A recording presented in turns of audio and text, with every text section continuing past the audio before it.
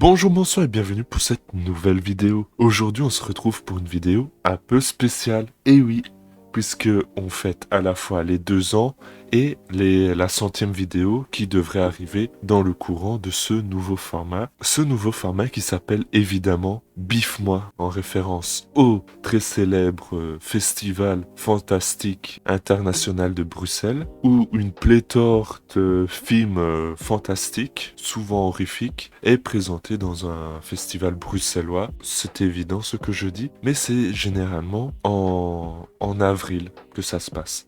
Et par chance, ça a été décalé, enfin par chance pour nous, ça a été décalé en septembre à cause d'une ou deux bricoles qui fait tousser.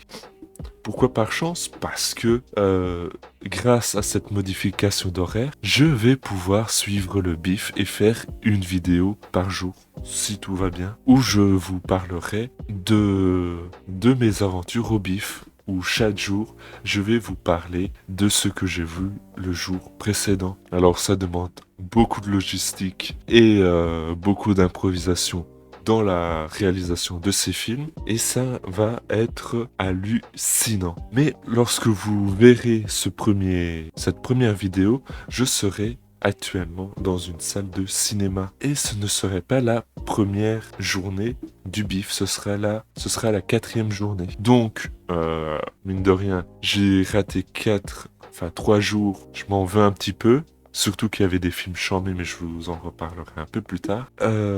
Voilà, donc le jour 1 n'est pas le vrai jour 1 du festival, mais c'est plus mon jour 1, mon premier jour au festival du bif. Donc les films charmés, oui, parce qu'en fait il y avait quelques films que j'avais vraiment envie de voir et que, à cause du fait que je n'y suis pas allé, ben, j'ai pas vu. Ça me semble logique, ça me semble évident comme raisonnement. Bien joué, Divan. Notamment Vesper, un espèce de film post-apo, science-fiction, qui avait l'air vraiment incroyable, où un humain déambule dans un vrai paysage surréaliste, une planète vraiment où tout s'est effondré et qui...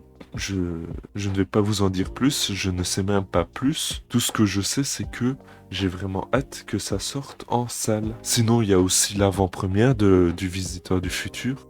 Ça c'est vraiment un film que j'attends beaucoup, mais je pense qu'on va en reparler un peu plus tard sur la chaîne, j'en suis même sûr. Il y a aussi la conférence de John McTiernan que je suis vraiment dégoûté d'avoir loupé, mais au final, ça permet d'avoir des ressorties de lui. Je suis triste, mais en même temps, enfin, je suis triste de ne pas l'avoir écouté, mais je suis quand même content de bientôt revoir des films qu'il a fait sur grand écran. Et je suis évidemment triste d'avoir raté la première séance de minuit au bif, qui est généralement une séance où on rigole beaucoup, où l'ambiance est très festif. Et ça, je vous en reparlerai un peu plus tard aussi dans le festival. Je voulais vous parler durant cette vidéo prévue à l'avance, puisque, oui, je vous parle de mes attentes et de mes déceptions. Mes déceptions, c'est fait, mais mes attentes, qu'est-ce que j'attends ici? Je vous avoue que pour le vendredi, j'attends le Don't Come Back Alive, un espèce de film de zombies où une jeune policière fait une exploration d'un quartier assez dangereux à Rio. Quand elle découvre des rituels pseudo-sataniques, voire des zombies. Tout ça dans un film policier, ça peut être très intéressant. Ça va être mon premier film du festival. J'ai un peu hâte, même si lors des précédentes éditions du festival, j'avais pas vraiment accroché au film sud-américain, même si celui-ci est quand même produit par pas produit, plutôt distribué par... Non, produit et distribué, pardon, encore une fois, par Del Toro Films, donc ça peut être un gage de qualité. Ensuite vient Predator. Oui, le film de 87, pardon, ou réalisé par John McTiernan. Ça va être un énorme kiff de le revoir sur grand écran. J'ai vraiment hâte de revoir une espèce de chef-d'œuvre en fait. Voilà, disons-le franchement, si ça peut en avoir 2-3, genre un peu trop serré. Du fiac, ça fait plaisir. Qu'est-ce que j'attends encore? J'attends de voir les 5 diables le samedi. Où c'est une petite famille vivant dans les Alpes qui sont face à des capacités qu'ils reçoivent un peu fantastiques. Ce film a été présenté à Cannes et j'en ai entendu énormément de bien à cette époque-là. Donc j'ai vraiment envie de le voir tout simplement. Et juste après, oui, c'est la night du bif. Et ça va être merveilleux. Ça va se finir très très tard. Donc je ne sais pas si ça va être possible de vous envoyer la vidéo à bonne heure, mais on ne sait jamais. Et si je pourrais dormir aussi. Puis le dimanche vient l'un des films que j'attends beaucoup aussi, c'est Moloch, un espèce de film néerlandais, une espèce de film malsain, zombie, qui peut envoyer énormément de pâté et être l'une des petites pépites horrifiques de ce festival. Qu'est-ce qui suit? Oui, il y a House of the Dragon.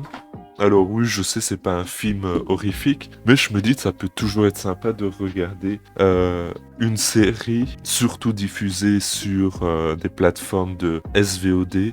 Regarder ça sur grand écran, ça peut vraiment être sympathique. Qu'est-ce qu'il y a d'autre qui peut être sympa et que j'ai hâte de regarder? Il y a Mad Eddie, oui, un film sur une femme en train sur la revisite du film Eddie. Ça peut vraiment être sympa, surtout qu'apparemment elle devrait découper pas mal.